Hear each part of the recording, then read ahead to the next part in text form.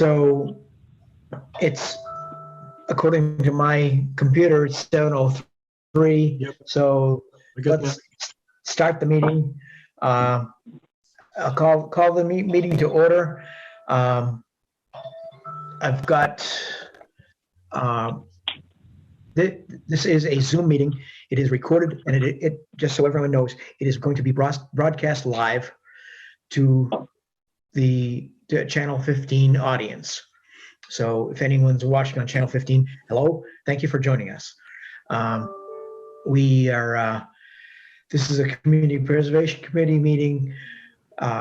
It's our required public meeting of the year to discuss projects that are going to become before us, which will be decided by the committee as to whether they will be passed on to town meeting for approval or disapproval.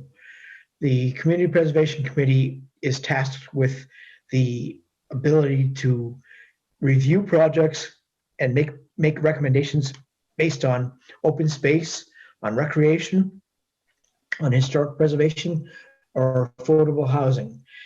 And we are very cognizant of those specific requirements and will make sure that they are maintained. We've been in existence since 2007 and have done what we think are a lot of good projects for the town that probably might not have been able to be funded unless it was from the Community Preservation Act funding. So these projects that are coming before us tonight are for consideration by the committee. There will be no vote, no formal vote by the committee tonight, but we will be making decisions and deciding whether to pass these recommendations on to the town meeting. Town meeting by the Community Preservation Act itself is the deciding body in terms of whether the project gets approved or not approved. We are only the conduit in which we ask the questions, hopefully the probing questions that we need to, so that all those questions can be answered on town meeting floor and then approved as a yay or nay on town meeting floor. The committee is going to have to probably get together pretty quickly because there is a, I think it's a February 5th deadline for presentation of articles to the town meeting to the select board for town meeting. I think I might be able to just put in a request for an article which will cover our articles, and then I can present them a week or two later. But I expect we're going to have a meeting before our normal meeting, which would be on like the 4th Thursday of February. So just so you all are thinking about that. This is a Zoom meeting. I have had only one request to get a additional or to get credentials from specifically of me to get into this meeting, and that's with Jim Hoffman. Jim's a former committee member. He's also a member of the select board, and I know I've also told Savory that was fine to present links to people with the Union Society who are interested in hearing what's going on.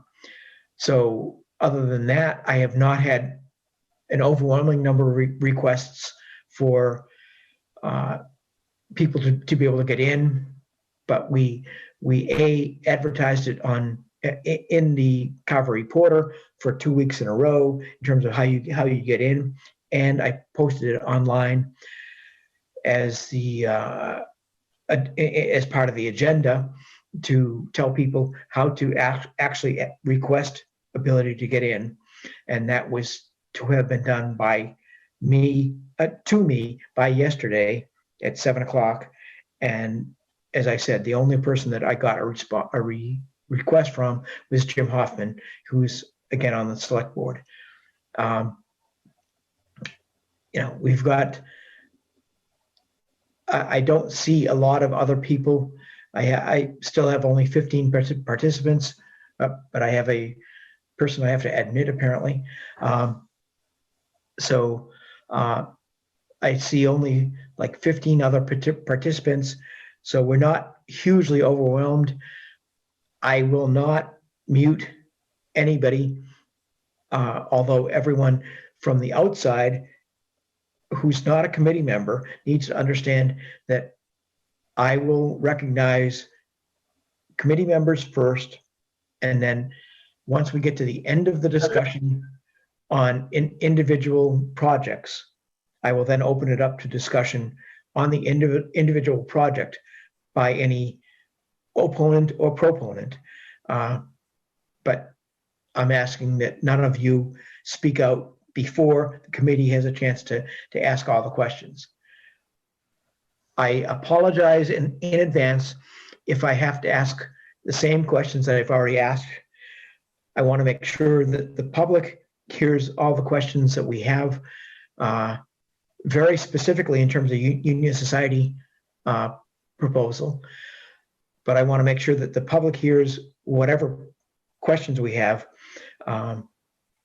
because obviously they may not have heard our discussions in December, and these are entirely relevant in terms of their decisions of how they're going to react at town meeting. It's pretty important, but I won't recognize anybody, and I will actually mute you if you decide you want to speak out of turn. So those ground rules set. Sorry for being so long-winded there, but those ground rules set. I want to start the meeting where I want to ask if anyone has any questions or comments or opinions relating to our prior minutes.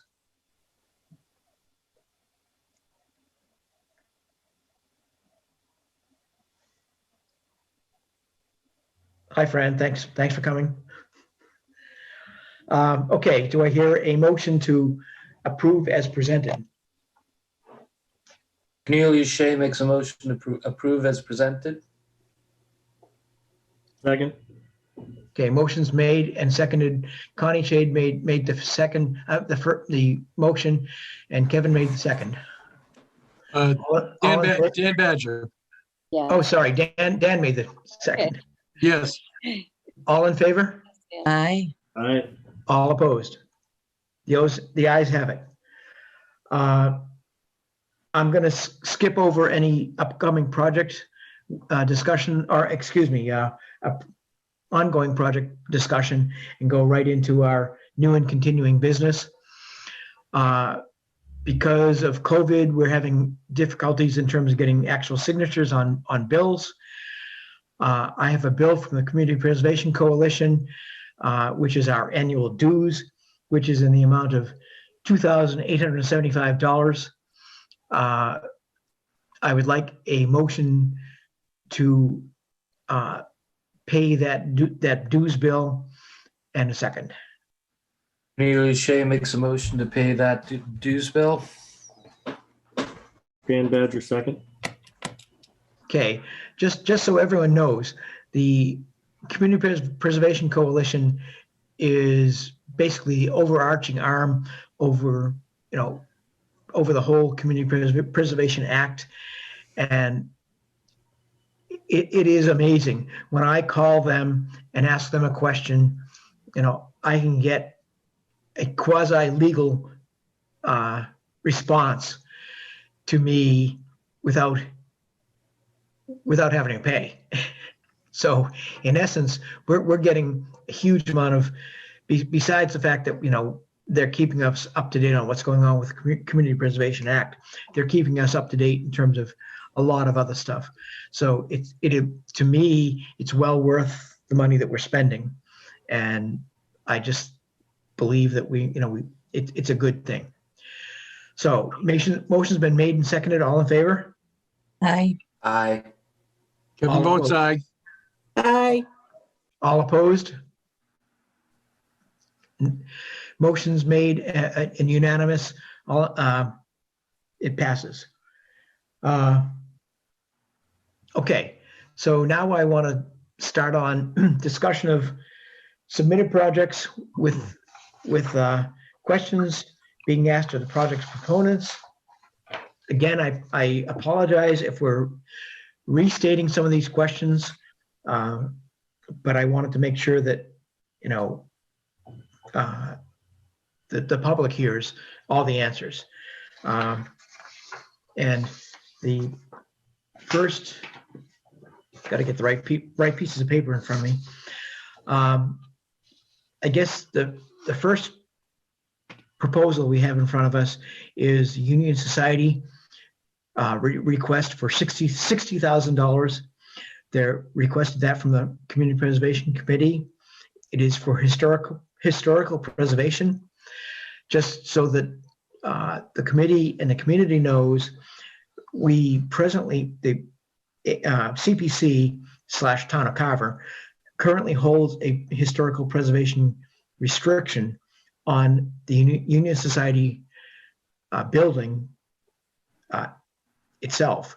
It's only on the exterior because there's a difference between the exterior in terms of historical preservation restrictions on interior versus exterior. It is only on the exterior. We in 2007 funded a project to replace the shutters, all of the shutters on the Union Society building, and exacted a historic preservation restriction at that point. So it's not my feeling that the committee needs to exact another historic preservation restriction if we get this, because the one already exists. But this is brought to us by Savory Moore, representing the Union Society, and $60,000 was requested from the CPC for the basically reconstruction of was it Savory? Was it 4 or 6? It's the six columns or spires at the corners of the church and at the corners of the entryway. Total 6. Okay, so basically that's the intro to that. Savory, can you explain a bit more about that? Well, very briefly, the Union Society is a group of about 4 or 5 individuals right now who are tasked with maintaining the church and, in effect, keeping the lights on. Actually, keeping the lights on during the holiday season when we try to light the church up so it looks nice. We don't have any congregation. We don't have any continuous source of income. Our major costs during the year are insurance and a little bit of electricity. And our budget probably runs around $3,000 to $4,000 a year of things we need to pay. And the only way that we earn money is by having a service twice a year, once in the summer and once between Thanksgiving and Christmas. And it's a donation. We ask people to come and give donations. The building is historic. It was built in 1855. It was built as a replacement to a meeting house that had been on the corner of Mayflower Road and Main Street.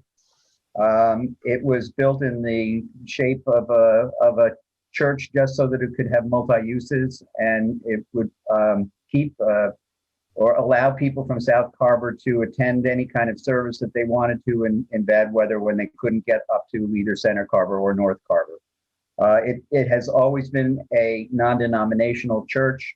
Every service that it's had would invite the members of the Union Society would invite a pastor from a different religion and a different parish, whatever, to come in for whatever services had to be held back in the day.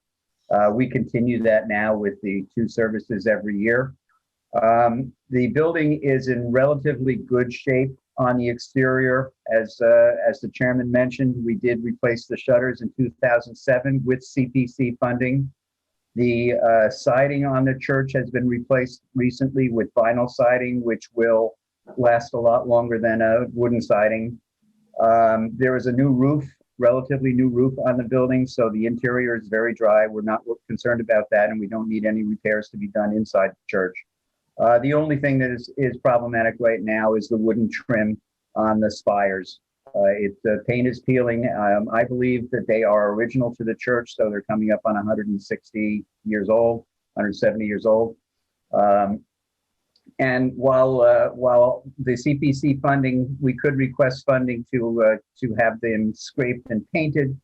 The will of the Union Society at this point was to try to get more durable materials, such as AZAC or manufactured wood, to replace the wood that's there now, so that the need for maintenance pretty much goes away for quite a long time. It's more for preservation and preserving the building for a longer period of time than a scraping and a fresh coat of paint would do.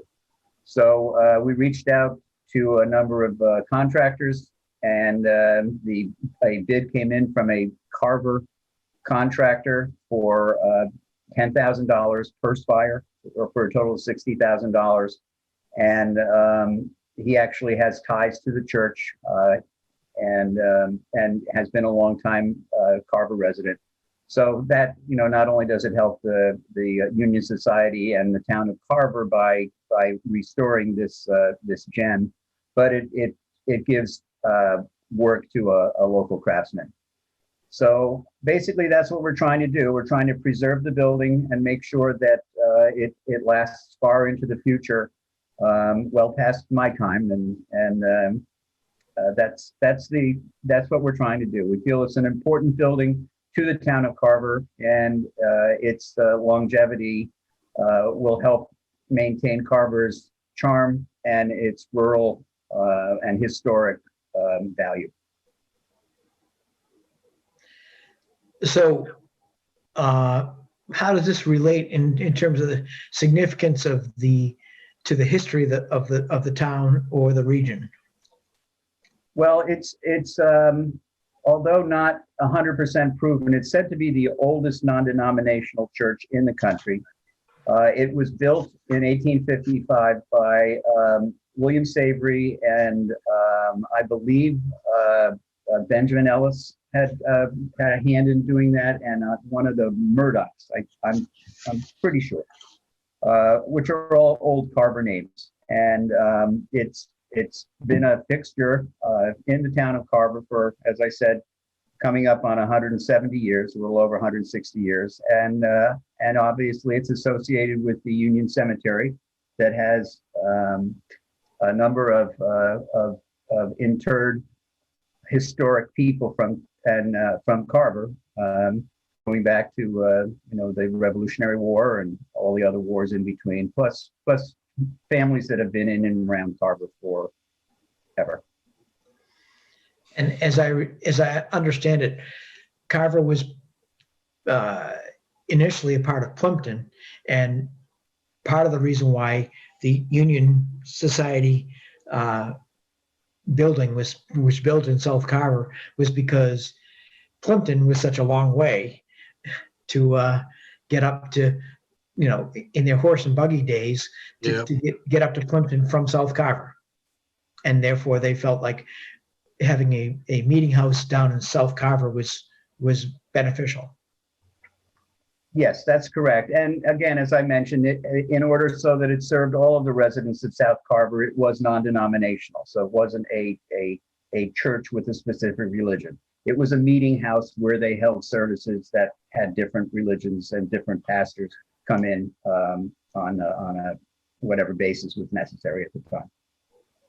Okay.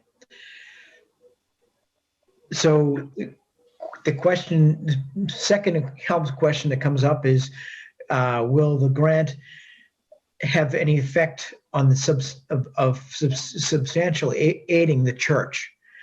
And the first question out of that is, does this help carry out the Well, religious function? So I need you to sort of give us and town meeting an idea as to what's meant here. well, no, it basically, this is to hold the building up. This is to keep it from falling down at some point in the future. The Union Society, as I mentioned, has just a handful of people right now who are basically trying to keep the building going and make sure that it's safe and looks nice and is an integral part of Carver going forward.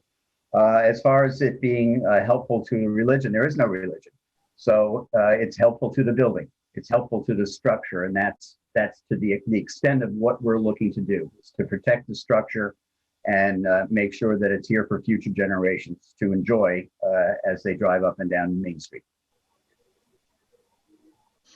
Well, I also want to note that, if you think about Carver, that probably the most photographed spot in Carver is the Union Society building.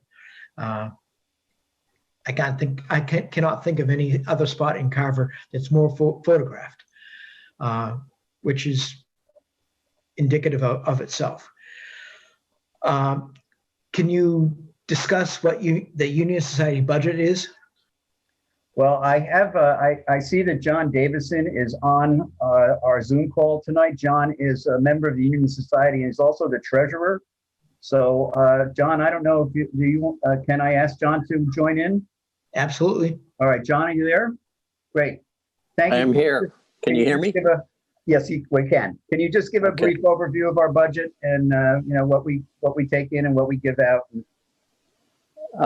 Yes, I think you summarized it fairly well with your opening comments, Avery. But essentially, the big expense is insurance.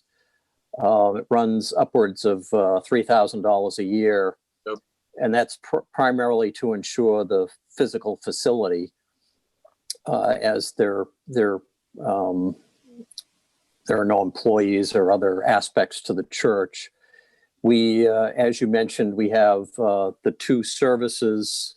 I'm getting a low power notice on my phone, so I might disappear, but we have two services a year, and we generally give tribute to a minister and to a musician in these services. So those would be expenses. And you mentioned the small electric bill that we have to pay. And when we have our services, we probably have anywhere from 30 to 50 people in attendance, depending on the attraction of the program itself. And we rely on the generosity of those in attendance. And we probably raise $500 to $1,000 during a service. So it's pretty easy to see that the math there doesn't work. So we rely on other generous people to donate beyond the services, and occasional fundraising activities, but those are relatively few and far between. But we're year to year, our operating budget is barely covering the expenses for the church, and it's probably about $3,500 when you total everything up. Yeah, I just also want to add, John, on top of that, and everybody else, is that the union meeting hall of the church is available and is used for weddings and funeral services for local people, and we generate a little bit of income from those events when they happen. Obviously, this past year with COVID, we have not had anything. We have not had any income at all. We've missed both services. We've We've had 2 or 3 weddings be canceled and other things. So we've generated 0 income this year. I just wanted to throw that in there as well. Okay, that's exactly what I wanted to hear. Thank you. I'm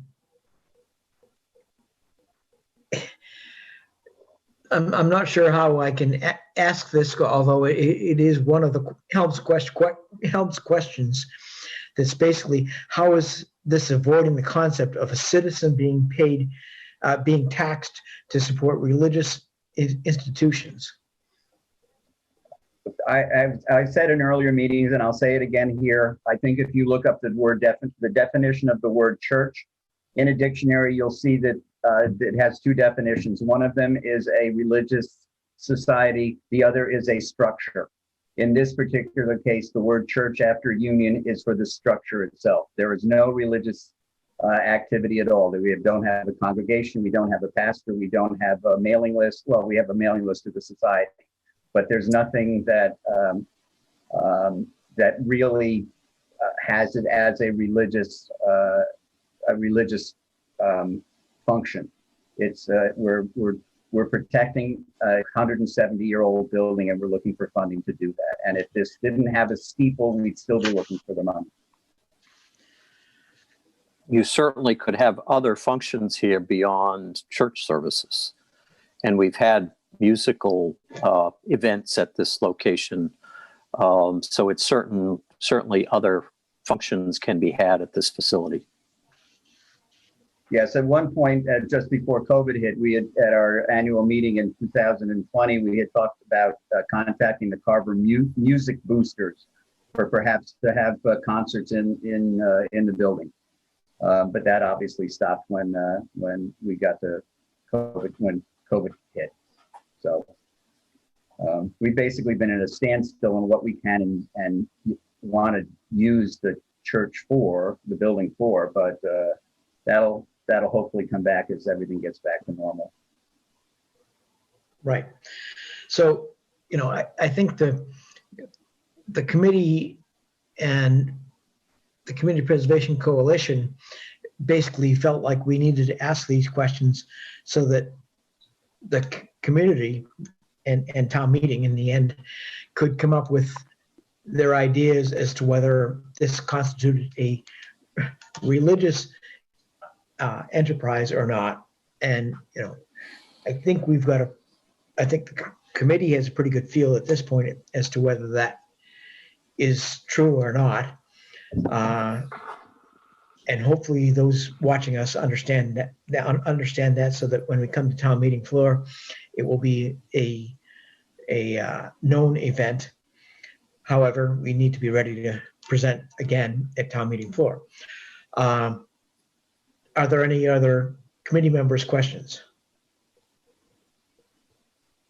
So if this COVID wasn't going on right now, do you advertise that you've got this facility available for different events that might be happening? We advertise only on there is a Union Society Facebook page and a Union Society web page. It's very rudimentary. It's not, it's Union Church Society or unionsociety.com, I believe, maybe unionchurchsociety.com. And it basically just gives directions. It has some pictures and it tells what events we have. And it also has a link if you want to rent the place, how to go about it. And it's generally, we're not affiliated with any kind of wedding planning companies. It's generally word of mouth or local people who have either heard about it or been to somebody's wedding at the building. My wife and I were married there, and it's not. We don't have a budget to advertise, so everything that we do to get the word out has to be done free. So the website is there's a small fee to the Network Solutions to host the site that basically I donate to the Union Society, and Facebook obviously is free for now. So that's where we have information out there. But as far as physically advertising in a paper or somewhere else, no, we don't do that. Kevin, you had a question? Yes, I did. Savory, the contractor that you have that's going to do the work for you, does he have experience using the materials that you're proposing? Because I know you're going to use, I know you're looking at using long-lasting materials, the AZEC or the PVC. He has experience using that. Is that right? Yes, he does, and he's actually used it in other restorations of historic buildings that don't need to maintain the same materials. But he's got experience not only with using the manufactured materials, but also with historic old buildings. Yeah, that's good to know, because sometimes the manufactured materials they work differently than real wood. It's not wood. It's the manufactured material. So you need to handle it differently. Right. Oh, that's good. Fran, you have a question? Thank you. To back up what Ellen brought up, would the Union Society be willing to post out on their Facebook page, and I don't want you to spend money for this, but on Facebook, where it's free right now, that you're willing to host appropriate events? We could do that. I mean, I run the website. I run the Facebook page. So yes, I mean that's a simple matter to just put on there. I think probably the way to do that is since Facebook posts tend to go away after a while or get lost. I think probably the best way to do that is on the Facebook page to have a link to the web page, and then put that information on the web page, because there it will always be. And you can go under a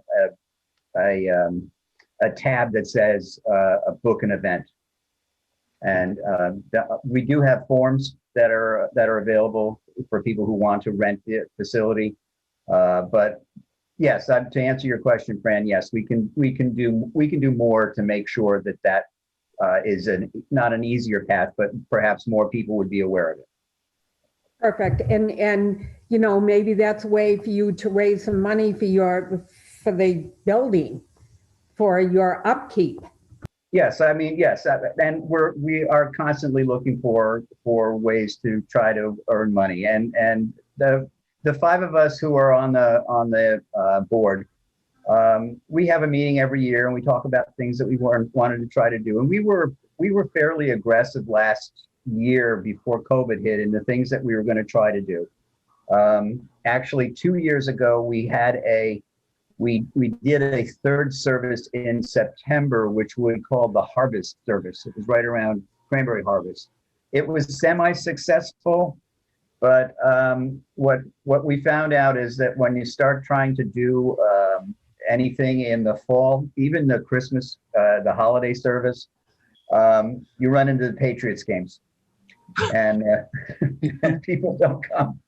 If there's a 4:00 game and the Patriots are playing, especially when Tom was here, people just didn't show up. We would have a 50 or 40% reduction in the number of people who were there. Well, I was going to say, Tom's gone now. Now he's gone. Tom's gone now. Yeah, I know. Maybe Yeah. we'll He's get a lot gone. of people next year. Yeah. I wonder what we would have had this year. So anyway, so we have been looking at other things to do. As I said, we were thinking about the music boosters. Brad Logan, and I know that Brad's mom and sister are here on the Zoom call today. Brad Logan he's the grandson of Catherine Shaw, who lived in the Larches across the street from the church. And he and two others of his friends have a musical group called the Three Amigos, and they were going to try to get other musical entities to join them in a concert at the building as well. But again, as with everything else in our day-to-day lives, the pandemic has kind of thrown a wet towel on everything. So hopefully when we're back to normal and everybody feels more comfortable doing things and being in a congregate setting, we can start thinking and planning about more things that can raise money for the Union Society as a whole.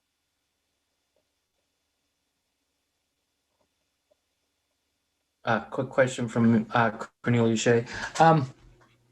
Can I arrange my funeral services there? Yes, you can, and we've had funeral services there. Excellent. And You want to do that now? I'm thinking about it. I did surgery today. It's not going well. Maybe in a few years. Okay, well, you can send us the check now. We'll hold it.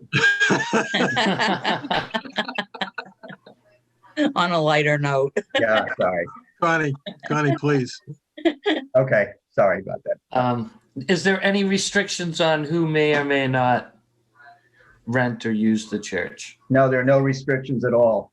And as a matter of fact, one of the things that we spoke about when we had our last meeting was expanding the circle of potential officiants at our twice yearly functions. For instance, bringing in perhaps a rabbi or an imam or something like that, just, in keeping with the non-denominational aspect of the Union Society, just spreading it out and getting more and more diverse types of people in there to officiate over the events. So no, we have no restrictions at all about who can use the church. Excellent. Thank you. Welcome. All right. Are there any other committee members that want to ask questions?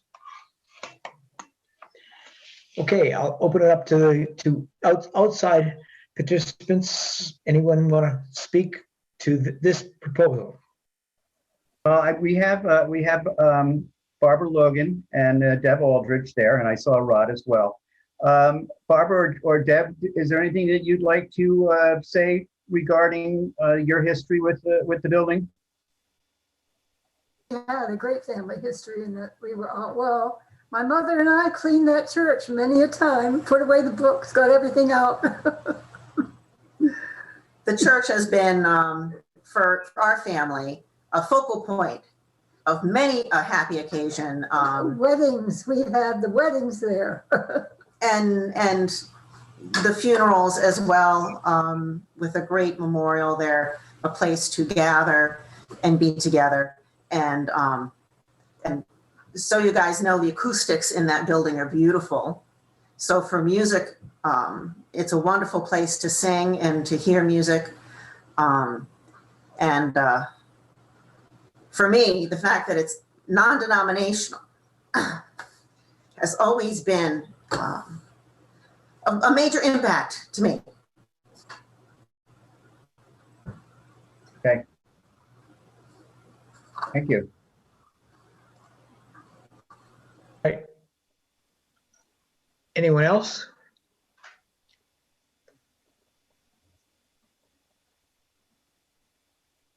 Anyone else want to speak on the Union Society proposal?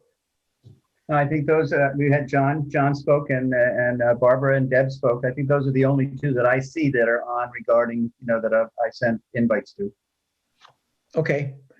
Well, thank you for presenting. Thank you for giving us the information you have. And the committee at this point will take what your comments are under consideration, and we will act on it prior to the next meeting.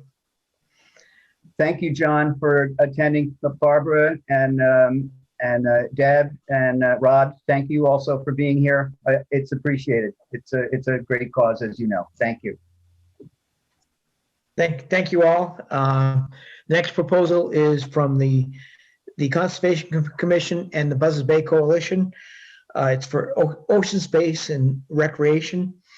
It is for a total of $220,000, of which $190,000 has been requested from the CPC. $30,000 is coming from the Buzzards Bay Coalition. The properties being considered on this proposal are Carver's, and I apologize upfront for those of you who may not know all these maps, but it's Carver Assessors Map number 8, Lot 26G, 1.51 acres. Its appraised value is $160,000. Carver Assessors Map number 8, Lot 26H, it's 2.31 acres. Appraised value is $157,500. Lot 3 is Carver Assessors Map, lot number 8, lot 26J. It's 9.9 acres. Appraised value is $32,500. And there is another one, Carver Assessors Map 92, lot 2, which is 18 acres, which is appraised value of $37,500. That's on Indian Street. The others were off Lakeview Street. The total appraised cost comes at $387,500.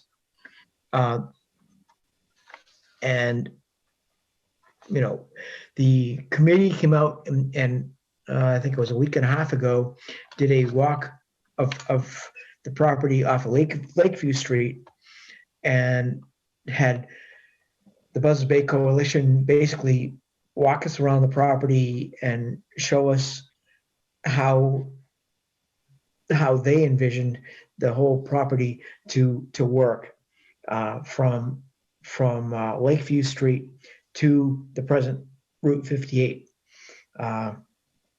And it was eye-opening to me as the chair in terms of just how well it actually did fit. I had thought it was not going to fit as well as it did. I was surprised. So I think it's interesting. Those parcels were more questionable in terms of my eyes than was the parcel over on Indian Street, which is adjacent to a present Carver Concom property that already has a trail on it, and basically ends up connecting a whole bunch of areas to. I'm not sure of the stream, but it connects the whole thing together. All of these properties are presently under, as I understand it, under a conservation restriction that's held by the Wildlands Trust, and their idea is to put them all together so that no longer will they be under conservation restriction. They will be under a they will be held by the Buzzards Bay Coalition.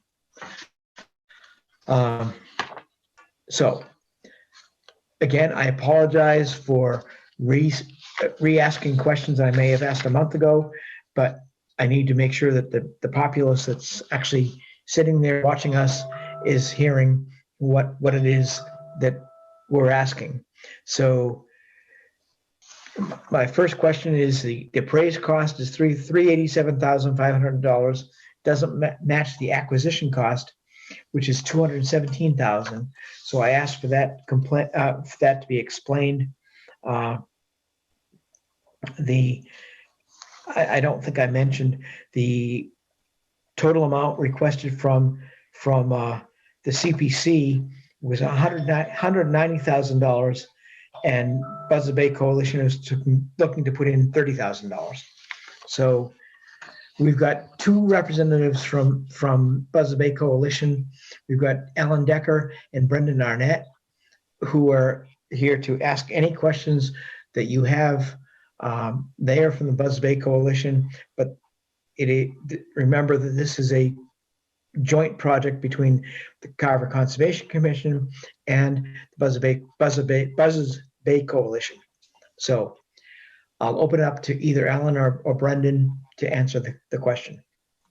Hi, Bob. Thank you. Yes, my name's Brendan Annette, and both Alan Decker and I work for Buzzards Bay Coalition, which is a regional conservation organization and an accredited land trust. We're very involved in land conservation throughout the region. All the towns, not only that touch the bay, but as I was explaining on our site visit, we're involved in all of the land around the bay that are connected to rivers and streams that drain into the bay. So that is our connection to Carver, and we've worked in Carver before, going back 10, 12 years.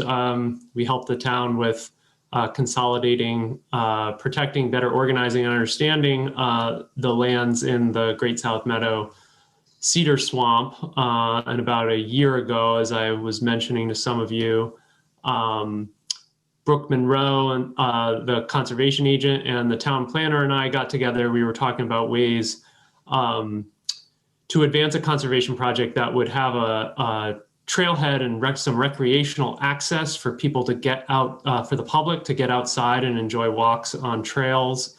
And we were talking about somewhere in the vicinity of the Cedar Swamp, and preferably on a main road like Main Street. The COVID pandemic shutdown hit shortly after that, and that effort petered out a bit. We were put on pause from talking to each other, but last summer, our organization was contacted by the family of Clark Griffith, who had passed away recently. His home is in the vicinity here on Lakeview. Some of you may have known him. He owned these two, I'm gonna call them components, two parcels of land. Bob, you were using parcel in the term of the map lot from the tax assessor. Really what we have, while you listed all those individual units, really what we have here are two pieces of land that are approximately 15 acres in size each. One extends from Lakeview Street at the vicinity of the boat ramp on Sampson Pond over to Main Street in the vicinity of the firehouse. And then the other property is down Indian Street on the north side, immediately adjacent and to the west of existing land owned by the Conservation Commission.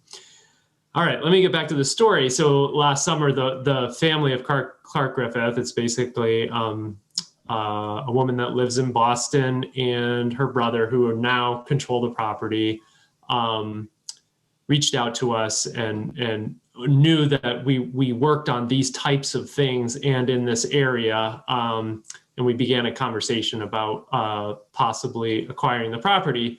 The property over by Lakeview Street and Main Street has two portions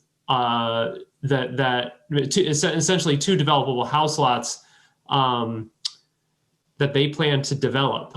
So they weren't thinking of those pieces where they were looking for an owner. They were looking to sell those pieces. So when we talked about could we acquire the larger pieces that were subject to the conservation restriction that Mr. Griffith had donated to the Wildlands Trust, we began a conversation about could we purchase the entirety and thus prevent the houses to be developed. That house would be immediately adjacent to the firehouse, which we thought it would be a great place to have this trailhead, as I introduced to you earlier.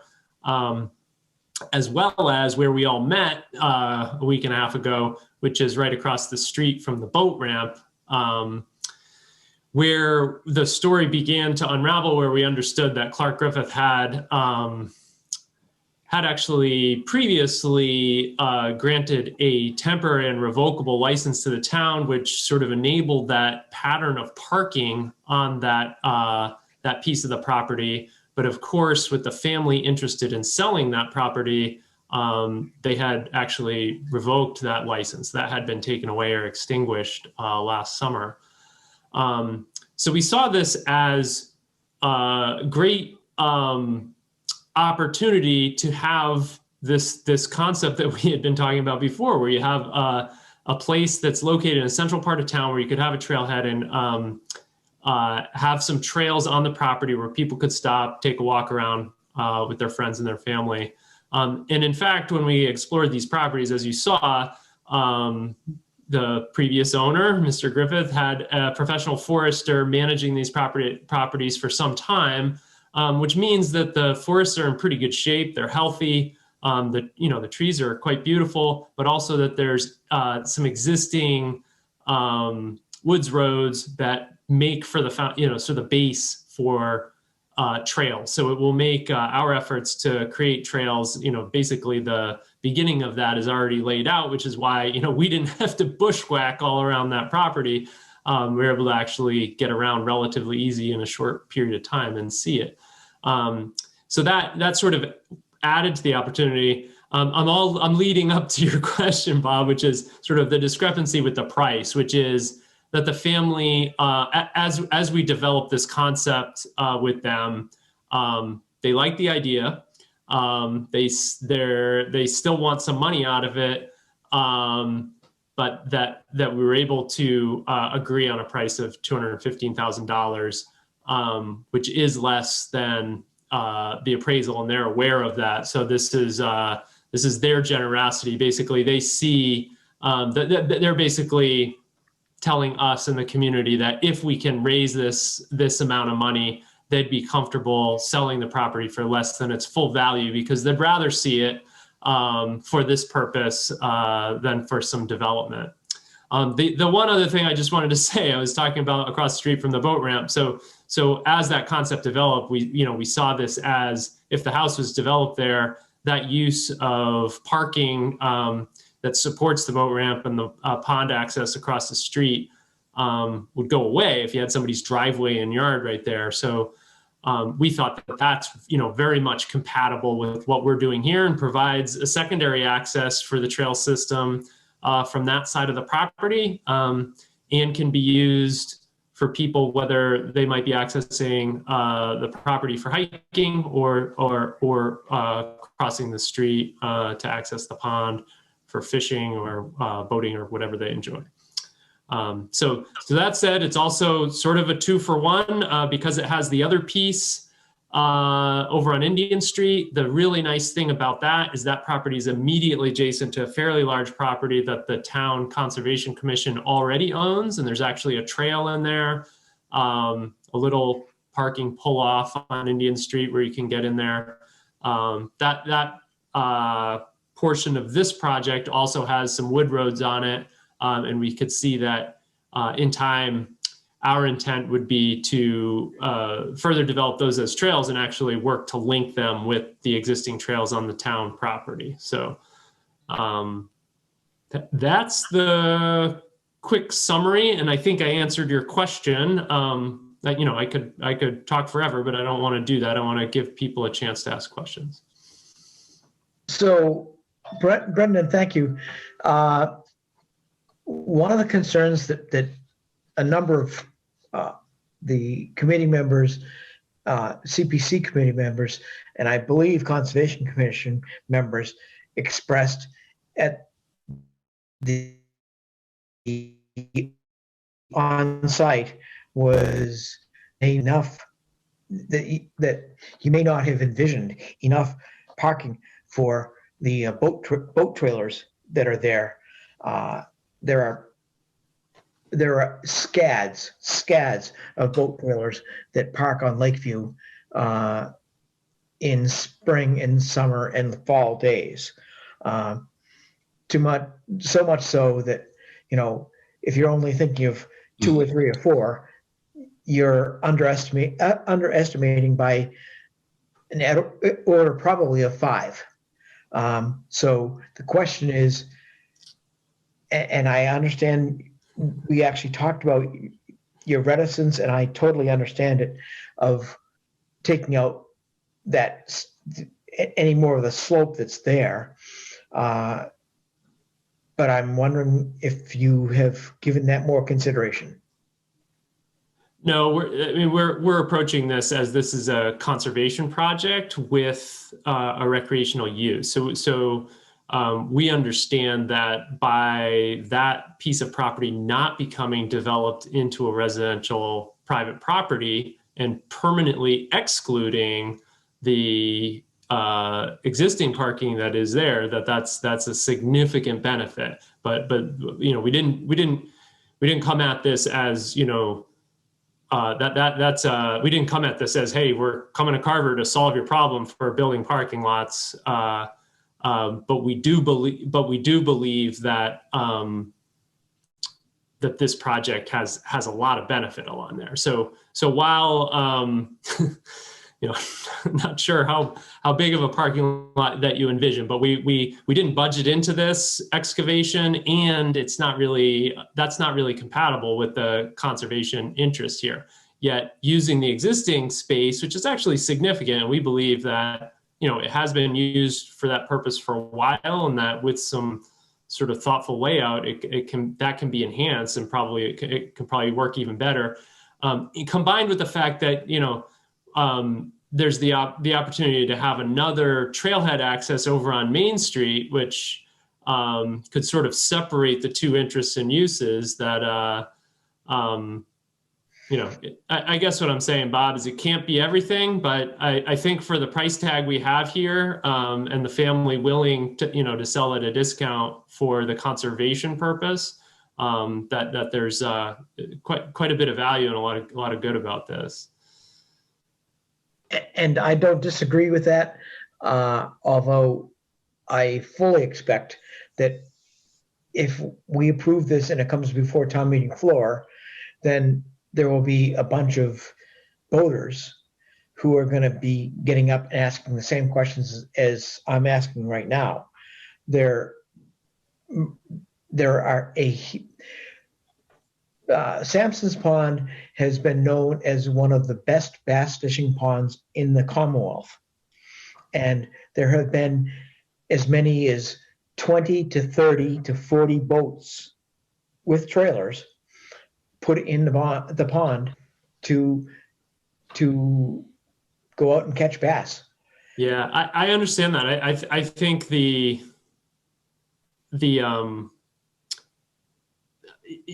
idea of excavating a hill to create a parking lot out of that, it might actually be a more expensive solution to that problem than other alternatives. And thus, you know, not only is it not entirely compatible with our project as we present, but that problem might be solved by identifying, you know, another location that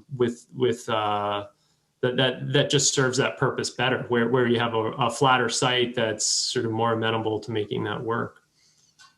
This site certainly works for, you know, and has worked for some time, for some capacity, but you know, the idea isn't to sort of take this, you know, the majority of this property and turn it into a parking lot.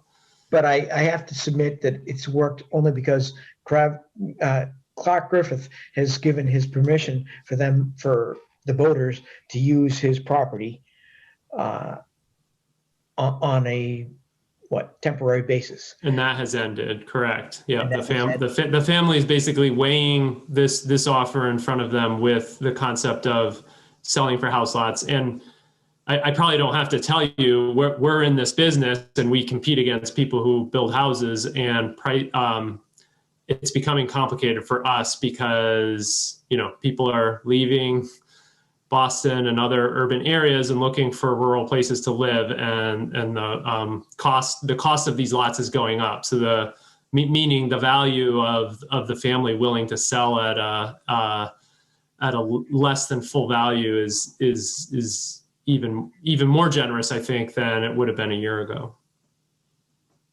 And you know, I'm sitting here asking you questions, and I'm not necessarily a proponent.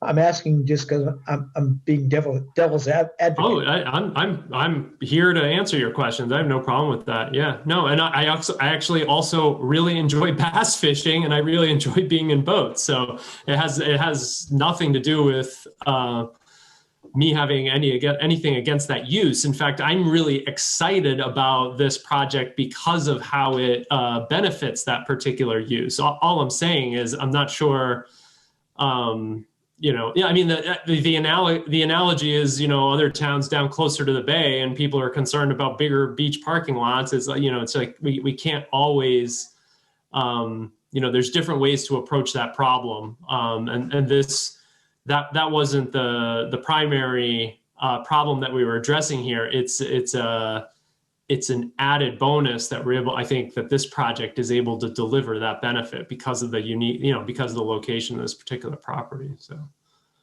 it not only is this a valuable property to sort of bring this recreational and conservation asset to the town, but it actually increases the value of the existing town's asset across the street. So it's sort of it's sort of a neat combination of those two things.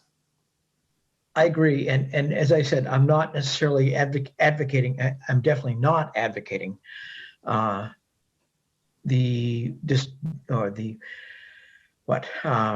cutting back of the hill. I believe the hill serves a purpose there. I am wondering if the right of way that's there can be widened slightly so that more vehicles could be parked along that right of way. But I don't know what the rules are, what the restrictions are there whatsoever. But I think the committee should be appraised of what alternatives exist there, because I believe that the committee is going to be forced to make a decision based on the feasibility overall of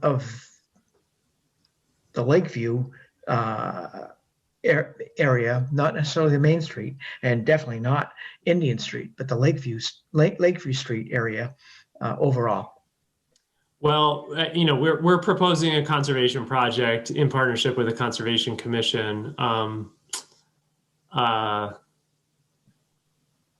Maybe next year we'll come back with a proposal for a parking lot, but that's not the proposal this year. But we are entirely open to, if we can complete this project, to keeping and enhancing the benefit that portion of the property provided to the pond access across the street. We're not going to put up a fence there and plant trees and sort of recreate forests. We want that to be used for supporting access to the pond, boat ramp, and park across the street. I have a couple of questions. Fran? Yes, thank you. I think one of the big reasons that as a committee we were excited about this, at least in a way, was because in our initial discussions with Mr. Decker, he kind of indicated there would be the possibility for more parking. I went on the sidewalk. I understand that hill in the front. While we were on the sidewalk, one of the questions was down on the, looking at the property, if you were standing in the pond, on the right-hand side of the property, there seemed to be a flat area that may have gone into the back of the property. There were a couple of boundary markers there. And so my question is twofold. First, is your vision for the property to be left solely as it is for conservation and trails with no excavation and, natural? That's question number one, long term. Well, so before you go to your next question, so I'm actually not sure I understand that question. So I think the way to answer your question is, what I'm saying is we haven't proposed and we aren't anticipating excavation of the property to change the topography and nature of the property. We are open to expanding or enhancing that area for parking. And I think there's ways to do that, including, by the way, that you pointed out, sort of maximizing the use of those portions of the property, as well as a little bit of signage, sort of a little bit of some signs maybe a section of split rail or a bumper or something that guides people and vehicles for how to most efficiently park there. You know, things like that we're experienced with. The excavation part adds cost, adds disturbance, and changes the nature of the property, and actually might sort of change the arrangement with the seller, because it's not what was proposed and what was envisioned. So it might change our partnership with the Conservation Commission. So we want to support the use across the street as much as the property in its current configuration possibly can. Yeah. Okay. So does that answer your question, Fran? I think so. What you're basically saying I'm just saying we're not going to go in there and mine out the hill with some excavators and payloaders. The hill. My question has to do with the very far right-hand side of the property as you're looking at it, not where the road goes up, that is already there. Yep. But the very right-hand side of the property seemed to be that the property slopes off. Yeah, toward the bog. I don't know, because I haven't looked at any topography maps.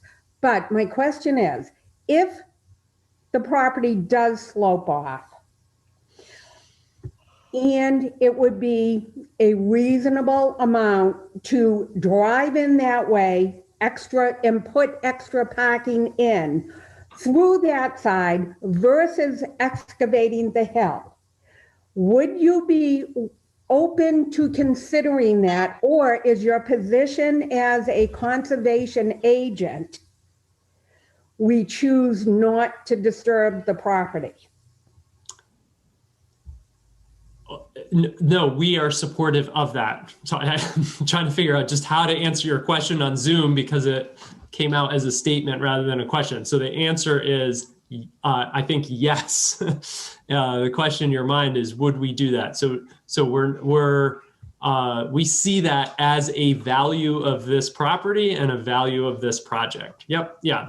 The concern, or what if you're hearing anything that's other than yes from me, it's about the cost and physical disturbance of the excavation. That's what I'm talking about.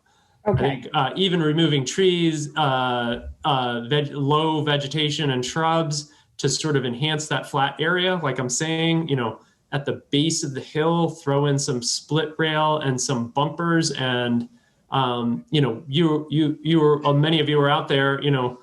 We have other parking lots like this, and we think creatively about this, and we've even been thinking sort of how to have, because it's not just single vehicles, but trailers where they can pull in and pull through and pull out.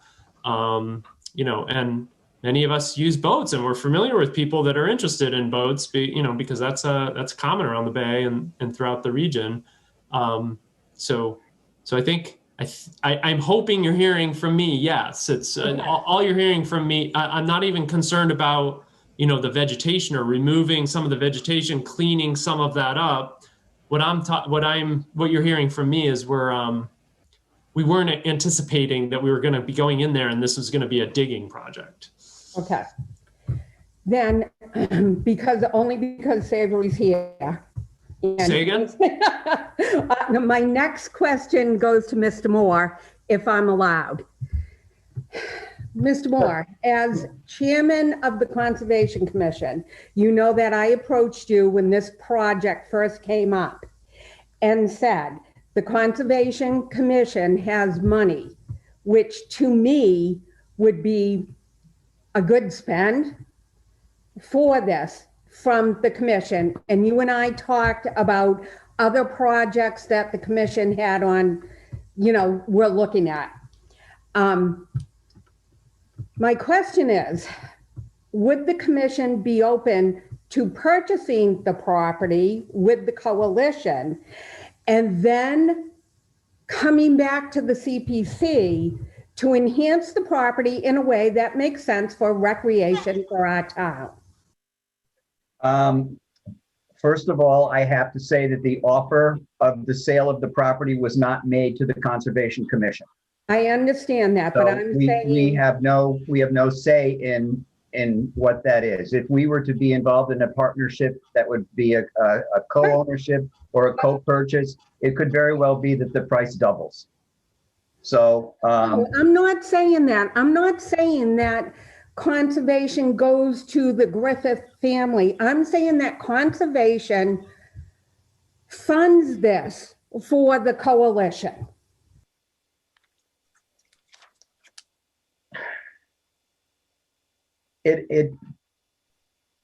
There are other projects that we're looking at now.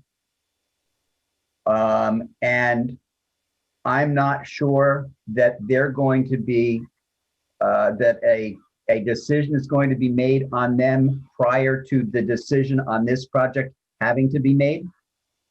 So, and I'm one person on a board of 5. I cannot commit or anything to say what we would vote on and what we would not vote on. I think it's a long, convoluted process.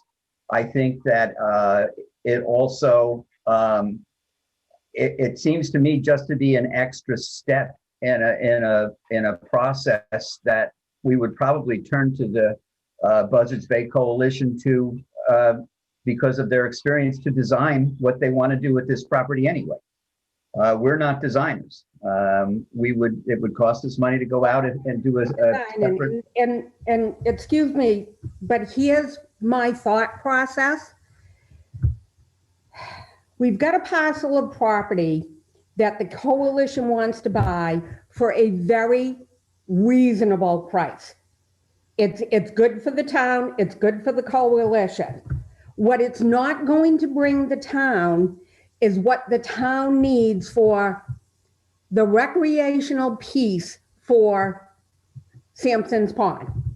Okay, now please just hear me out. Conservation can purchase the property with the coalition. What conservation can't do is conservation cannot create a parking area over there. CPC can create a parking area over there. So why wouldn't we use conservation money to get the land? And then next step, allow CPC to work with the coalition to do the development of the land that makes sense for the citizens of the town, to access and utilize Sampson's Pond. Well, first of all, you have to realize that we are the Conservation Commission. And while I can't speak for our members, I think that for the most part, our membership would agree that any kind of excavation of that hill would not be allowed. It would fall within the buffer zone from the river it goes through the bog and the buffer zone of Sampson's Pond. It would probably require a variance, and I can't speak for the other 4 members as to whether or not they would vote for that or not. So I don't think it's conservation, the Carver Conservation Board's job to make conservation land recreational. All right. So well, I have full faith in the Buzzards Bay Coalition to do the right thing. They are aware of what happens at Sampson's Pond. They are aware of the fishing. They will, I'm sure, work with what they have to do the best they have. I think the answer, and to Mr. Bentley's, concern that this is going to come up at town meeting, that the fishermen are going to have to say something, have something to say about this. There are 2 answers.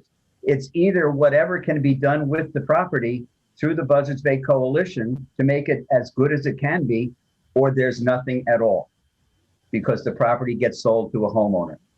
So I don't see it as being another option there. So, from the standpoint of the people who fish there, and I see them out on Sampson's Pond, I see them all the time, and I get my mail at the post office. I drive by Lakeview all the time. And yes, there are 12 to 15 boats there on a nice Saturday in July, trucks and trailers.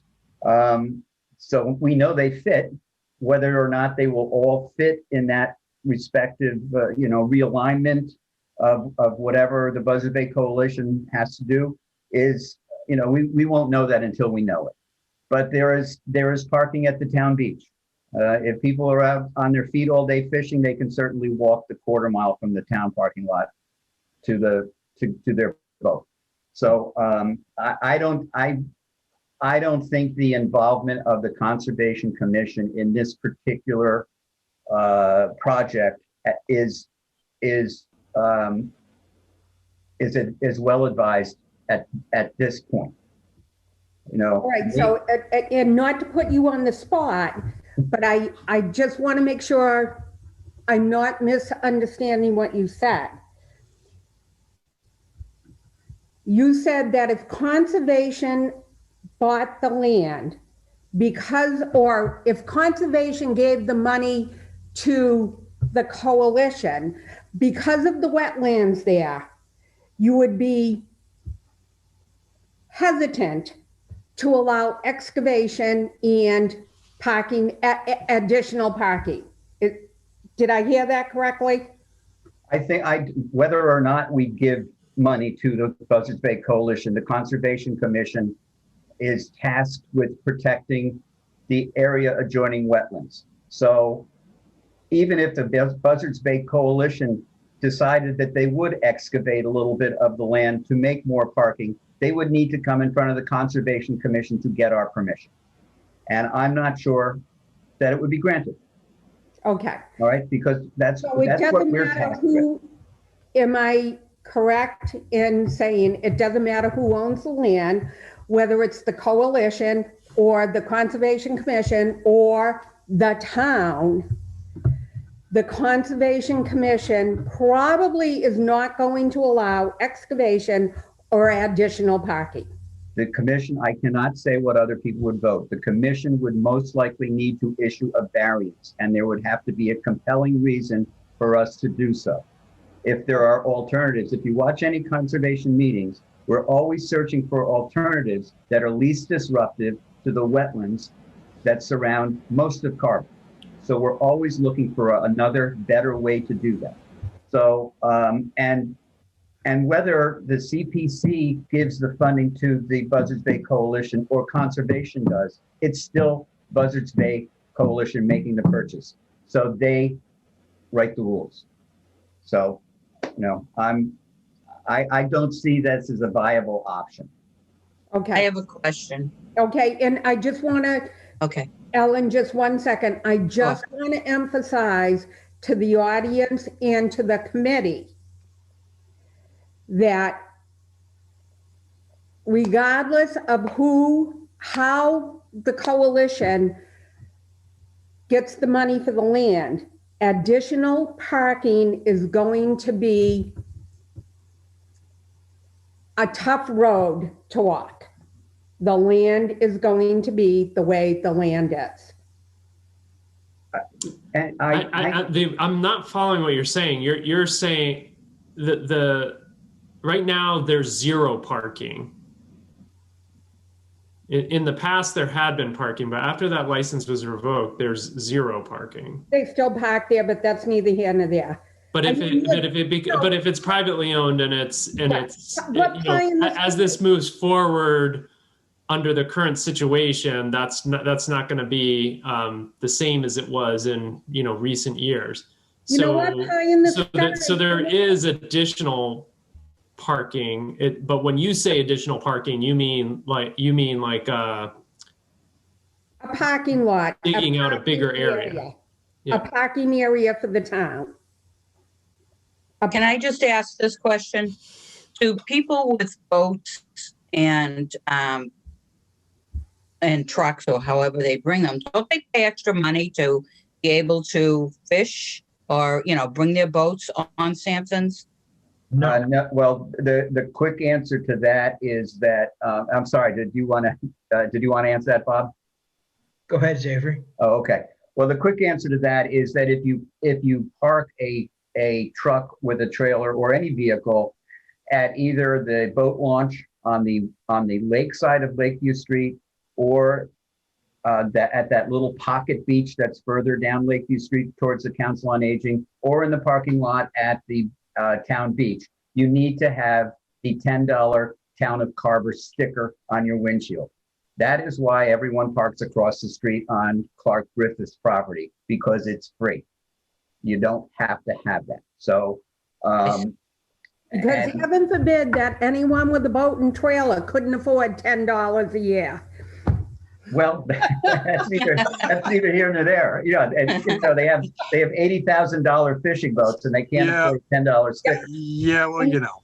But anyway, You know, without being, honestly, I'm not, how do I say this? I just want the residents to understand what is possible and what isn't possible when we bring this to town floor, if it gets that far. well, I think that the answer is that it's one of two choices. Either they have some parking or they have none. Okay, but Savory, you haven't thought about the fact, like, if it was me, and that's a 3-acre lot, and that road goes up the side, I'd put my house to the back of the lot, I'd carve out a 50 by 50, and I'd charge $25 a day for every car that wanted to park there. You'd need permission from the Conservation Commission to do that, and I doubt it would be granted. What about the people that just come occasionally? Do they pay an extra fee? Say company comes in, they have a boat and a truck, and don't they have to get a permit for that or something? No, they don't. There is an out-of-town permit that the town sells that people can use for beach parking. But generally, everyone's been using the free parking across the street. I very rarely see anybody with a truck parked on town property with a truck and a trailer. Because I Very think I rare. was told it was $100 if somebody wanted to come bring their boat for the day and to use Sampson's Pond. I think I was told it was like $100. That's only for parking. Anybody can put a boat into Sampson's Pond. If somebody lives on Sampson's Pond and they want to put a friend's boat in for the day, as long as they move the truck back to their own property, the boat can go in the pond for free, as long as it's registered. It's a Okay. registered boat. But there's no charge to put a boat into Sampson's Pond per se. I was just wondering if the town was making any money off of all of this, you know, the parking or the people that had to get permits for their boats, but No, it doesn't sound like No, it's. that's why they're parking where they park now, because it's free. I see. I'm sorry, Cornelia Shea, I just have a question, Brendan, or maybe it's more of a statement. One of the things I'm concerned about is everybody's talking about boats and trailers, and currently they're not allowed in that area right now, period. It's private property. Put up a couple signs, nobody's allowed to park there. I just want to make sure that there will be parking reserved more for access to the property than so much for the pond.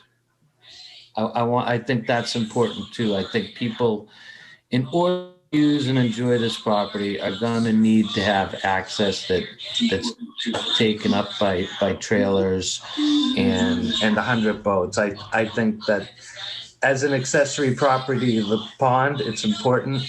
And it's important that the trailers have access to it, but I think it's also important that the community has reasonable access without being restricted to that area. We intend for that to be the case, yes. Okay. I honestly don't see you cutting into the hill, or we're not buying a parking lot here, we're buying open space and recreational land. I know there's a parking lot down right behind the COA for public parking, and there's various other accesses in the area too. Thank you.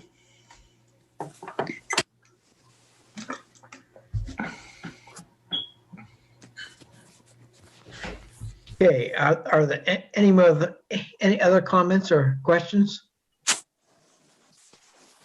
on this property, this proposal? Bob, just one question for the Buzzards Bay Coalition. As you know that I'm a tree farmer up in North Carver. Does the Buzzards Bay Coalition intend to continue with the forest management plan? Yes.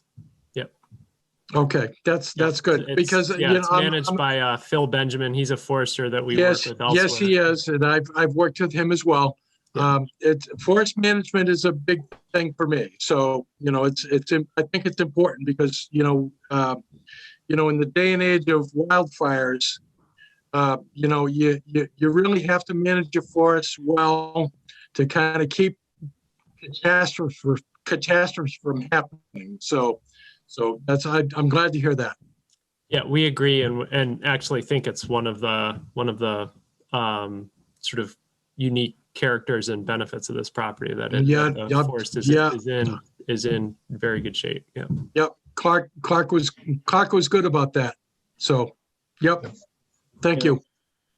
May I? Yes. Yes, Dan. First of all, thank you for the presentation, and also thank you again for the site walk. One thing I think we as a committee should make sure we're focused on is what the acquisition is for and not for what it is not for. And specifically what it is for is to acquire more conservation property and to mitigate development that we don't necessarily want in this town, so that we can protect the resources that we do have and enjoy those. Outside of that, not to bring back the parking part, but I know Alan had mentioned that the organization of that will be cleaned up, so that there will be identified parking of some kind. So I think the focus for us is really what the project is for, not necessarily all the peripheral needs and wants and wishes of folks that do have other means of access to the pond and to conservation areas that in large part have been passed on and probably would be viewed as an inappropriate way, except that they had permission from a private landowner. There are going to be ways for people to access Sampson's Pond. In my view, probably this project having things a little bit more organized and people utilizing the resource in a more ethical way will keep it from being overused. That's always a concern of mine as well. So thank you. Now that you brought that up, Dan, will the parking there be restricted to Carver residents by permit only? No, that's not the intention. I think it is across the street, as Savory indicated, but it never has been on this piece. And there's no intention to require town town parking in that area. No, we don't have the capacity to have people checking, parking stickers, and it's not typically the for a conservation property, which you have in Carver and exists in the surrounding towns. Some days there might be one car there, two cars there. Some days there might be a handful. We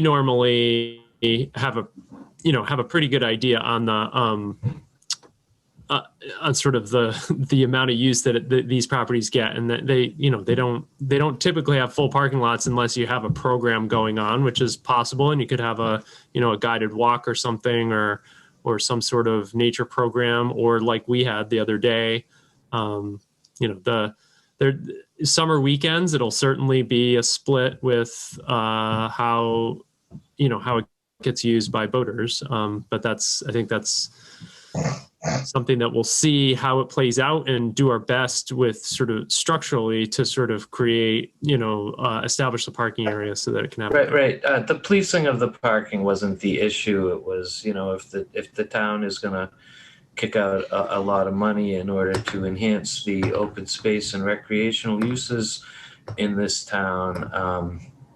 I think on some level that a Carver residential sticker on that side of the property would probably be the best way to maintain and manage and get the people behind you to support the idea. Perhaps. Thank you.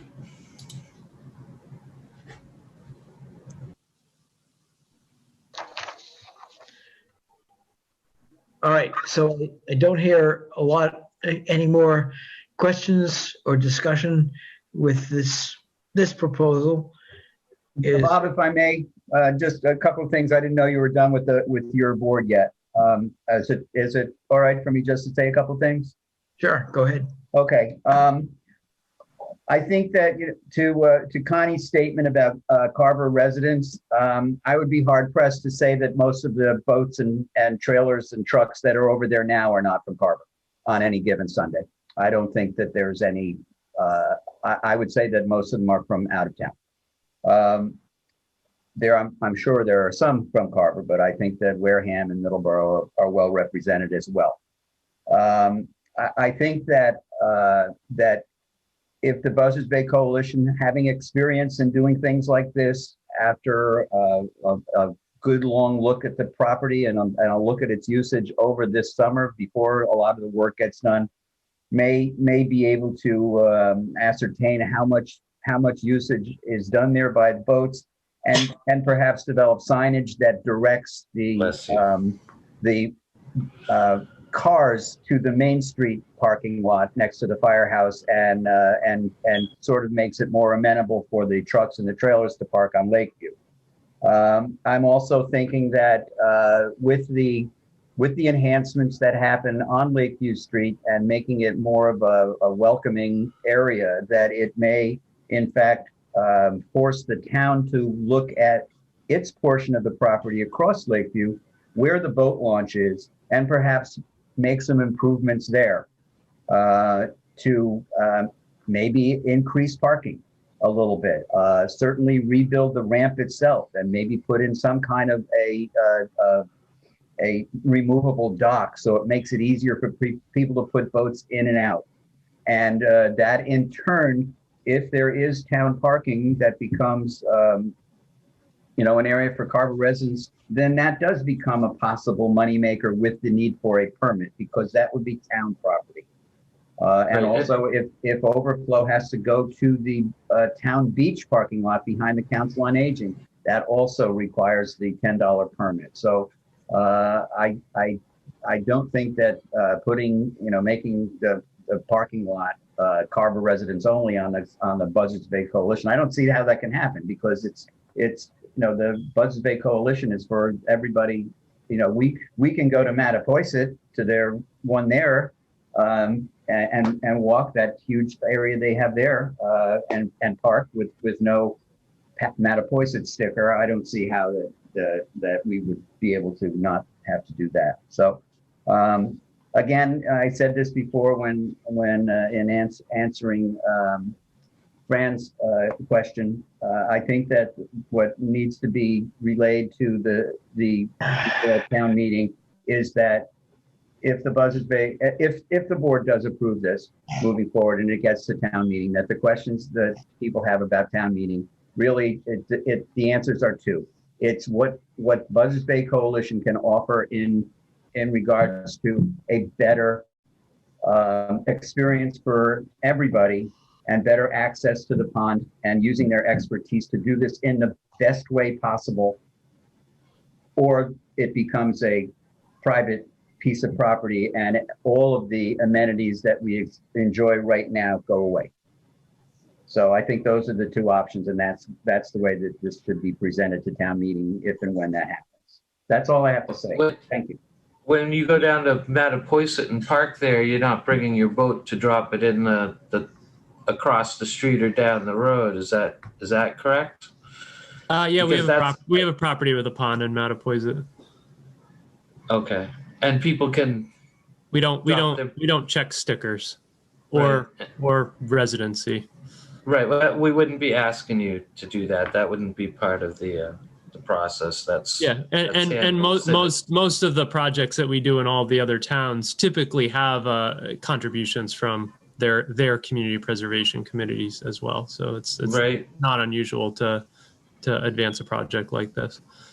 Well, nobody's pulling up there with a boat to use that particular property for open space and recreation. I mean, it gets packed down there, and there's I just am concerned that it's going to be a transfer of use from the ability to use that property as opposed to the ability to put your boat in the water, and there's not going to be room for people to be able to get in there and actually enjoy or put it to the purpose that we're looking to purchase it for. That's my concern. That's all. I agree with Connie about that. At first I thought, oh, this is going to be a great place to go hiking, but never on a weekend. I don't think I'll have a spot to park, if the boat people are there. So it's a problem. I think if we're able to build a small parking area on Main Street, the likelihood that fills up is unlikely, right? Unless there's a program, even if it's a 4-car small gravel parking lot, the chances are at any given time there'll be a spot available. That's based on my experience of managing multiple parking lots and similar properties just like this around the region. Well, just this whole discussion has just brought up the issue of, if we didn't go with this and there was a couple of house lots and there was no more parking for those boat people, that's a significant problem for the people that like to go boating and have done it for years. So this just brings that to light. I just wasn't even thinking about it quite that large. I was just thinking about, the refiguration of a nice area and the signage and all the presentation. Oh, Carver, you're lucky you're not down by the bay where the tide is rising more and more every day and every year, and their parking lots are washing away underwater with sea level rise. Yeah, I guess. Carver you're is just in the right spot. Carver is a town that's the envy of the South Shore. Is that what you're saying? Okay. In some ways, you should feel that way, I think. Yeah. Yeah. But anyway, it's definitely no, I guess what I'm saying is it's a challenge, certainly a problem that you've identified, and a challenge and something that you'll figure out. But my point is that I hear and enter these discussions with other towns, and it can be a lot more complicated where the ocean is swallowing your parking lot. Right. I agree. So, but anyways, as in so many things in life, you're just starting to peel away the layers and seeing what's going on. We've got a lot of layers here. Yeah, but it does, the proposal is for the conservation land, but what it does is it also gives a little bit of flexibility for this other issue that we've been discussing. Without it, it completely restricts it. Absolutely. Without it, if nobody was buying it and it was privately bought, then all those boaters would have to find someplace to park. So that'd be interesting. And anyway, okay. Back to mute. Kevin? I think we need to kind of consider, I know we've spent a lot of time talking about the parking lot, but this is a 15-acre parcel, and it's more than just the parking lot near the lake. I get that that's a big piece for a lot of people, but anytime we can protect a large parcel near a significant water source, we need to consider that. And we need to look at the picture as a whole. I agree. I'm just looking, we still have to the ways of funding these projects and these purchases. Absolutely. And I want to make sure that we can continue that, because I'm thrilled that we're getting or looking into getting this piece of property. I think it's a vital piece of property, and it's strategically located. Absolutely. I agree 100%.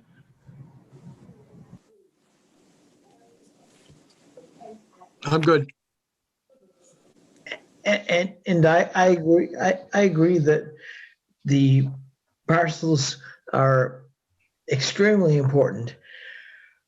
The Lakeview Street parcel is, to my opinion, slightly less important than the one on Indian Street, because Indian Street is abutting to what is already conservation land, Absolutely. as well as what Clark Griffith has indicated as what protected land. So to me, and it's adjacent to Indian Stream, which is part of Willimantic River. It's a really important parcel. The industry parcel, to me, is much more important than the Lakeview Street parcel, although I think the Lakeview Street parcel is important. I think we need to do the whole thing, period.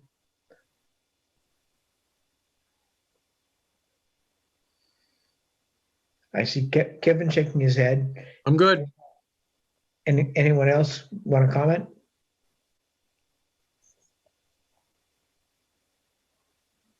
No, I agree with you, Bob. I think the fact that land is bordering conservation land currently, and it can help expand our areas of conservation, especially in such critically sensitive areas as Indian Street and around Sampson's Pond.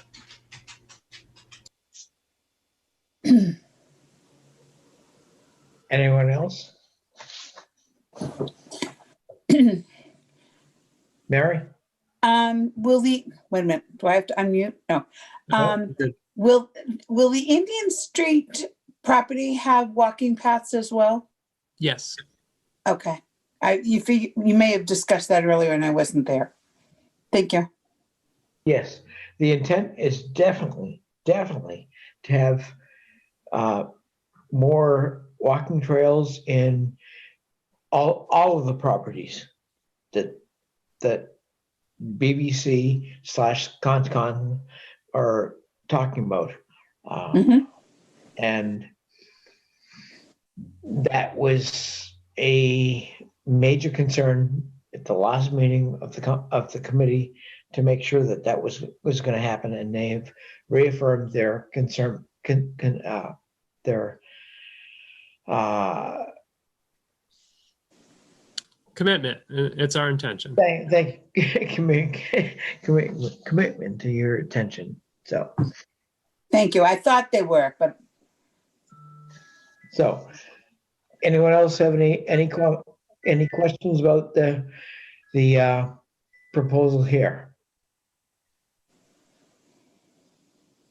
Thanks for having us, everybody. I'm sorry I made that change of location in the middle, right? These days of Zoom, I was in the dining room. The family starts to move around a little bit, and I was worried we were going to get disturbed by somebody running behind me, so I moved myself. But I know everybody can relate to that in our world of living on Zoom. I'm glad we're not wearing our masks like we had to outside, so we can see everybody's face. Although I'd much rather be in person, and hope we can do that soon. But thank you for having us again. And if you have any further questions, either of us are happy to help. Thank you for your time, Brendan. Thank you. We do appreciate all the good work you do. All right. Thank you. Have a good night. Very good. Thank you. Thank you. Thank you. All right. Hey, good evening. All right, and our next proposal is from the Carver Conservation Commission / Badger. We're talking about a proposal to on the Orange Trail, put a suspension bridge over the trail. Cost is estimated at $22,500.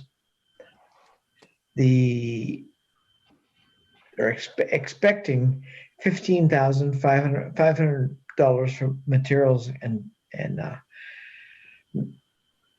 construction, and another $5,200 for transportation and logistics.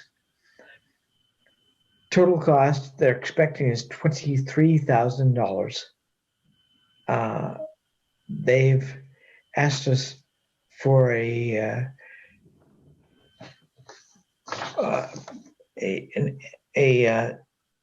bridge, suspension bridge of 50 feet. So I will let Dan Badger, who is representing the Conservation Commission, come on and explain just what he and the Concom propose to do. Dan? Okay, thank you. Yes. Would it be helpful if I shared a screen so you have some visuals to know where this is? Sure. Okay, so this is our, you can see my cursor. Everybody can see should be able to see it now. So this is the coal property. Along here, you can see this is Route 44. The coal property is off of Pleasant Street near the border of, right at the border of Plimpton and Carver in North Carver. The entrance is out this way. The proposed project is out on the Orange Trail. There's a brook that travels through here, and the proposed bridge is right on this northeast section of that Orange Trail loop. Going to the figures, this is the actual estimate from the contractor that we are looking to work with. Again, I didn't hear if people can see my screen share. Yeah. Okay, good. Okay, good. So this is the breakdown. In my proposal, which I don't know if Bob, you got that. All these numbers are broken down, and there's just a narrative attached to each one in a little bit more detail as to how the project will get actually executed. But this is the estimate. The estimate is also in concert, I should say, with a trove of in-kind support, and that is working in conjunction with seeking the advice of other conservation groups who have been involved with bridge building, ones that I've worked with personally. We've discussed how to go about making this a true community project, honoring the fact that it is within a conservation restricted area. And so like a smaller project that's going now, we will be actually hand trucking all materials onto the site. There'll be nothing motorized used to get those materials out there. We already in development a volunteer apparatus for this, not only of just people to help, but organizations that are involved in conservation and outdoor education projects that want to be part of this. And so I thought it was kind of neat that this will be a true community project, not just us giving funds to a contractor to knock out a bridge. One thing I just did want to share is, and I know you saw this in the last, well, I apologize. I'm trying to, well, I'll keep talking while I find this. But the, Man.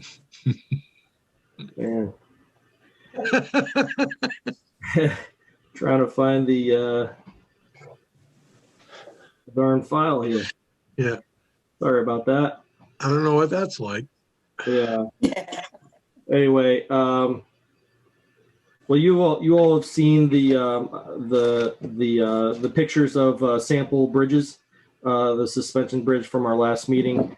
The length of the bridge itself will be much shorter than the pictures you saw of a couple different ones that are pictures of ones that have been used in some spots in Maine and Colorado and other places where I've both seen them be built and conversed with and consulted with the actual crews that maintain them as well. So that's again another consideration that we had. We have now support letters from quite a few different organizations. One of the ones that was kind of important is from Mass Audubon, who actually holds the conservation restriction on the coal property itself. They're very excited to support this project. And so that went a long way. We have a preliminary approval from our town's Conservation Commission as well, pending approval. And we are going to also submit a notice of intent for the project as well.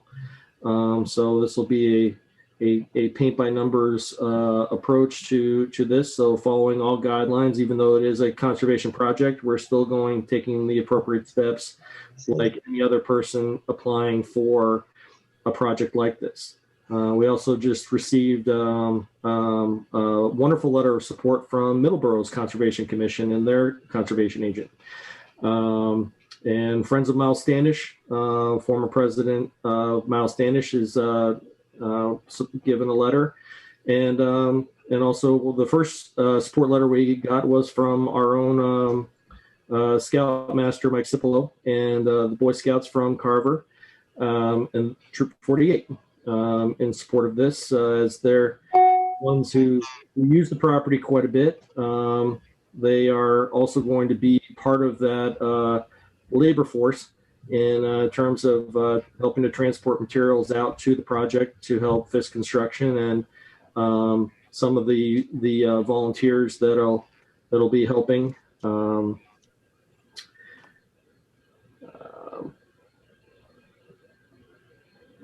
I guess one thing that comes up besides it being a cool looking bridge and a neat project is the why do it at all. And one of the main reasons is this particular area, because of the brook running through it and because of some of the motorized use in the area, has really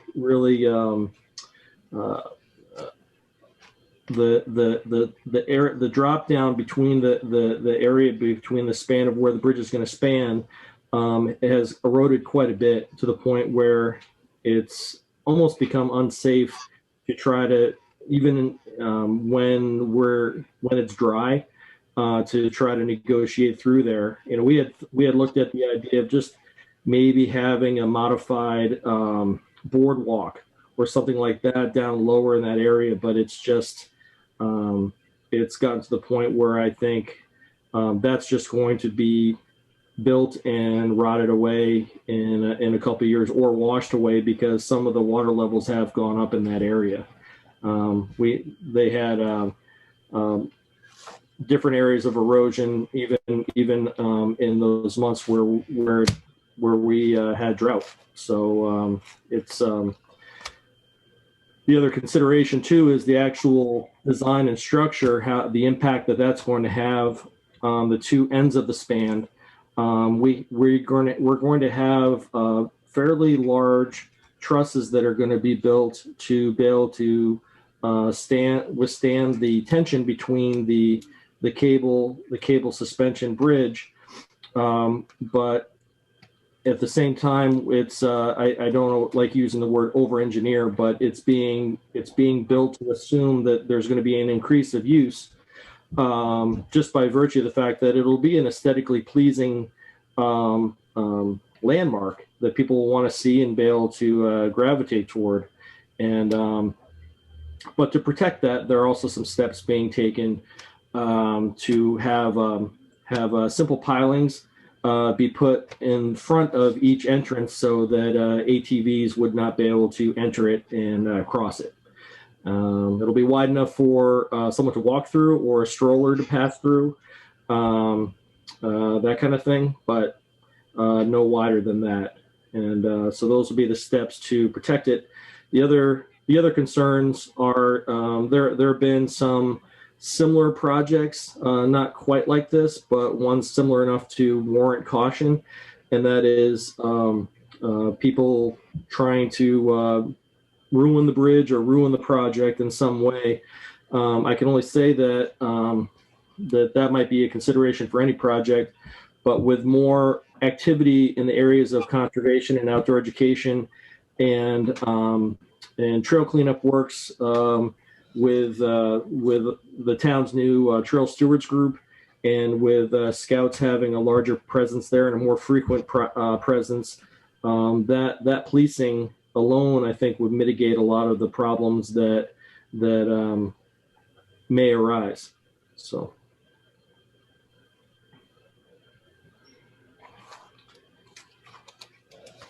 I think last time we talked, I was trying to come up with things that would more or less put my feet to the fire, and so I'm trying to come up with some concerns that considerations that we had, but basically the main thing is that it's built in an appropriate way for the location.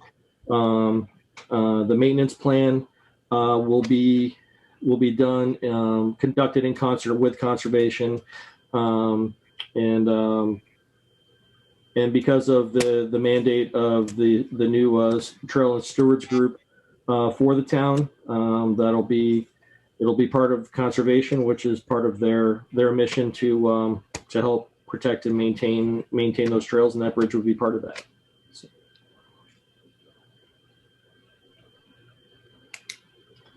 That's it in a nutshell. I don't know if the only other things that'll come up is when or if this does get approved. There's sort of a paint by numbers process in terms of permitting. First, obviously, with our own commission to make sure that we have their blessing, as it were, but also to confirm that the engineering plans are going to be are going to pass standards for this type of project being done within a conservation property, and then it comes down to scheduling and so forth from there. So I can open the field to any questions.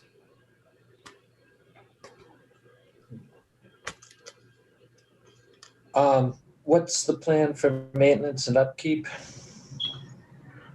Well, the beginnings of that plan start directly with the materials used to build the project. That being the structure itself will be built with pressure-treated lumber and galvanized steel and cabling.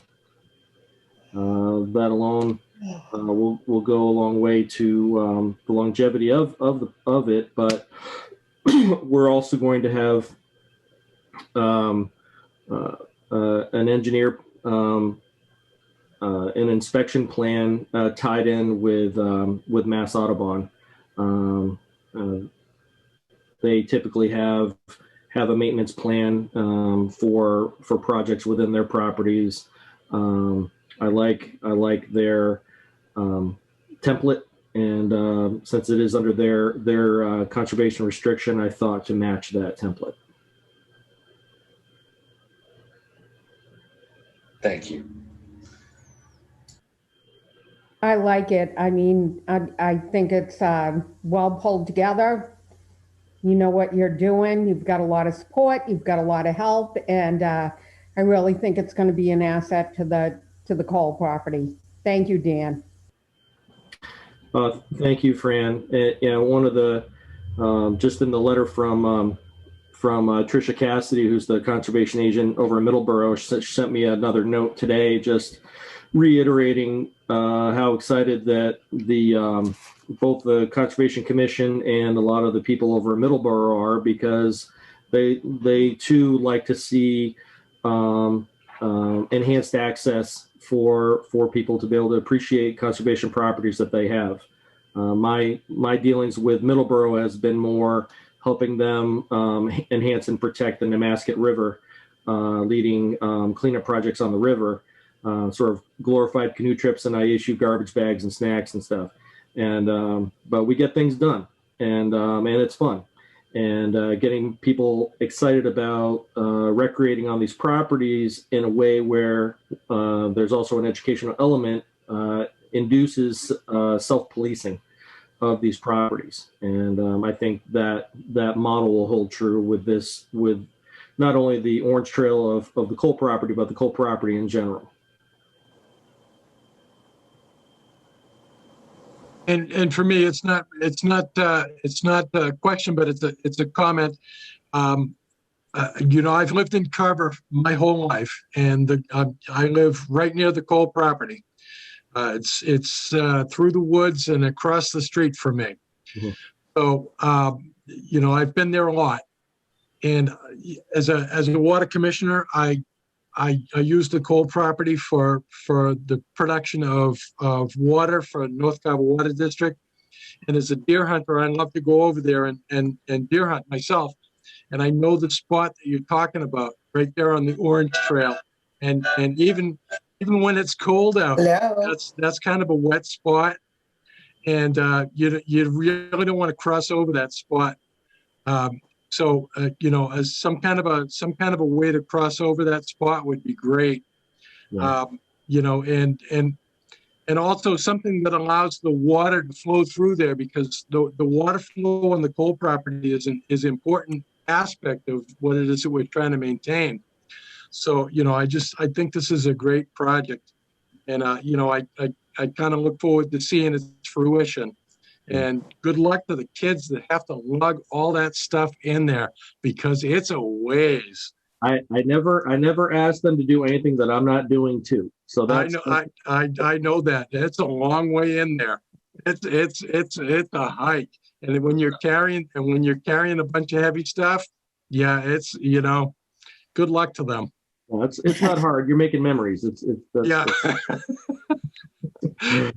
But there will be in all seriousness, so there will be quite a bit of adult supervision, and yeah. As some of you know, I kind of have a 3-tier system to any type of volunteer project, and some are the cheerleaders, some are the helpful helpers, and then we have some people with actual credentialing and that will be under the liability side of things with Fisk Construction as well. So yep. All those considerations are definitely been considered. Okay, that's great. That's the not fun part to talk about, but those. I know, but it's the stuff that builds character. Right, but the other piece, environmentally speaking, and not to get into a whole hydrological essay on this, but you're talking about the water movement and mitigating standing water, and I mean that was a huge consideration. Absolutely. With not doing a boardwalk and not allowing the vegetation to collect and dam up, and so I appreciate your comments on that. Nope. I get how water moves. All right. If I'm thinking that we've covered all the projects. Yeah, the last thing I was just going to say, I have a cleaner version than the last time I presented this, with the scans all lined up and not skewed off to one way or the other. I will make sure that sometime tomorrow I'll email that out, so everybody just has a courtesy copy of that as well. And I should be able to scan in all the support letters, but I should say some of them actually may be in the inbox at Town Hall for Bob to pick up. Some of them emailed, some of them I had attention to Bob as chair of the committee. So I just want to add that Dan did present this to the Conservation Commission. And although we had no vote on it because there's nothing really to vote on yet, we were all very enthusiastic about the project because we are the, kind of the owners of the Cole property, and anything that can be done to enhance it is great on our behalf. From my personal aspect, I think the Orange Trail is the nicest trail out there, but that one area makes me a little hesitant to go on it, as especially in the wet season. It's a beautiful hike, and all of a sudden you get to the quagmire, and it's like, okay, we got to get across this. But to put the bridge in there and complete that loop, I think is going to get that trail to be used quite a bit more by people who use the Cole property. So I think it's a great project. All right. I wanted to see if there were any other people who wanted to speak or anything else that people want to bring up tonight. Okay. Good. Think I'm good. Thank you. Thank you all. I think I'm looking for a motion to adjourn. Before we do that, can I say something, Fran? Of course. Many of you might have noticed that Jim Hoffman is in the wings watching. When Recreation did our restructuring at our last meeting, Jim is going to be replacing me on CPC. Why? But why? Because I don't know. He missed it. He was on it for so many years from planning board. And I threw it out there. I figured it was fair. And he said yes. Who knew? We missed you. Good for him. I'll come. I'll come. Keep me in the loop. She's paying me well. Don't worry. But I wanted to thank you tell everyone how much I've really enjoyed, and I've learned so much. Mary, being part of this committee. I'll be back for more money. You know that. Well, Mary, we're going to miss you, and please do not be a stranger. You know where we are. Every third or fourth Thursday of the month. Right. I will be there, I'm sure. Yes. Okay. Thank you, everyone. Thank you, Mary. I was hoping he was going to take the chairmanship of rec instead, but he didn't. No. No way. Yeah, not going to do chair, huh? Yeah. I like your backdrop, by the way. Thank you. That's You cool. might get there this year. Yeah. I'm going to try to feel like spring, Yep.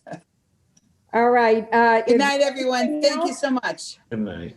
Anything else that people want to contribute at this point?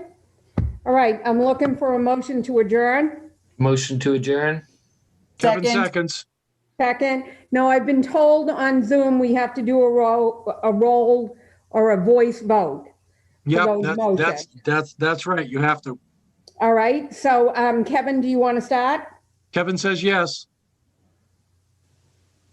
Cornelius says yes. Mary says yes.